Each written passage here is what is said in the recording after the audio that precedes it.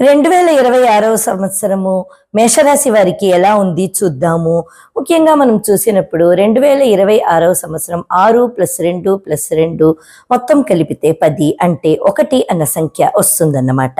ఈ 1 అన్న సంఖ్య అన్నది మొత్తానికి మనం చూసినప్పుడు ప్రోగ్రెస్కి, గ్రోత్కి, గవర్నమెంటల్ డెవలప్మెంట్కి, పాలిటిక్స్లో ఉన్న వాళ్లకు, పెద్ద పదవుల్లో ఉన్న వాళ్లకు, ఎడ్యుకేషన్ రంగంలో ఉన్న వాళ్లకు, వైద్య రంగంలో ఉన్న వాళ్లకు అంతా ఇది చాలా బాగా ఉంటుందని మనము చెప్పవచ్చు.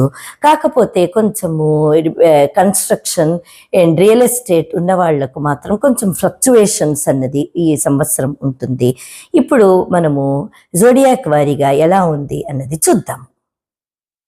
కన్యారాశి వారికి 2026వ సంవత్సరం ఎలా ఉంది చూద్దాం. ముందుగా కెరీర్లో మీకు వచ్చిన కార్డు 6 ఆఫ్ వాండ్స్. మీరు కొంచెము సక్సెస్ గురించి ఒక తృష్ణతో ముందుకు వెళ్ళడం, దాన్ని మీరు కష్టపడి సాధించడం అన్నది కనిపిస్తుంది. స్టార్టింగ్లో కొంచెం మీకు అనుకూలంగా లేకపోవడం అన్నది కనిపించిన తర్వాత మున్ముందు కొనాకు మీరు ఒకలాగా సాధించేయడం, ఒకలాగా మీరు సక్సెస్ని చేర్చుకోవడం అలాంటిది కనిపిస్తుంది. బట్ విత్ స్ట్రగుల్ అన్నది కనిపిస్తుంది. అలాగే ఫినాన్సెస్లో చూసినప్పుడు 2 ఆఫ్ పెంటకల్స్. బాగా ఖర్చు ఉండడం, విపరీతమైన ఖర్చు ఉండడం, ఆ ఖర్చుని బ్యాలెన్స్ చేయడానికి కొంచెం కష్టపడడం అన్నది కనిపిస్తుంది. అలాగే హెల్త్లో చూసినప్పుడు మీకు వచ్చిన కార్డు హెరోఫెంట్. బాగానే ఉంటుందన్నమాట. ముఖ్యంగా మీ లైఫ్ స్టైల్ మాడిఫికేషన్ చేయాలి, డయట్ని బాగా ఫాలో అప్ అవ్వాలి. మూడవది ఏంటి అంటే చాలా రోజుల నుంచి హెల్త్ ఇష్యూస్ ఉన్నట్టయితే ఆల్టర్నేటివ్ మెడిసిన్ ఇప్పుడు తప్పకుండా చాలా బాగా హెల్ప్ చేస్తుంది అన్నమాట. ప్రయత్నించి చూడండి.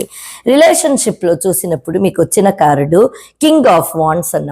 ఒక మేల్ పర్సన్ వల్ల డామినేషన్ అన్నది కనిపిస్తుంది. మీరు మేల్ అయితే అప్పుడు మీరు మీ రిలేషన్షిప్లో డామినేట్ చేయడానికి అవకాశం ఉందన్నమాట.